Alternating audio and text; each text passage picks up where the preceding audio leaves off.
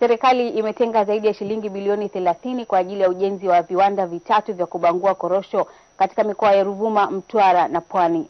Akizungumza jijini Dar es Salaam kwenye kongamano la kimataifa la wadau wa korosho, mtafiti wa korosho wa taasisi ya utafiti wa kilimo ya Naliendele mkoani Mtwara, Profesa Peter Masawe amesema uhakiki wa michoro ya ujenzi wa viwanda hivyo ipo katika hatua za mwisho kukamilika.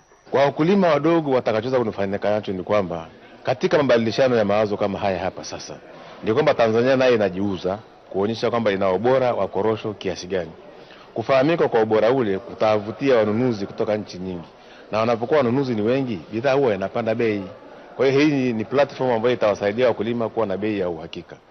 Kongamano hilo la siku 2 linawashirikisha wadau wa korosho kutoka nchi 22 duniani na linajadili uboreshaji wa kilimo cha zao hilo kuanzia maandalizi ya mashamba, ulimaji, ubanguaji na uuzaji wa korosho.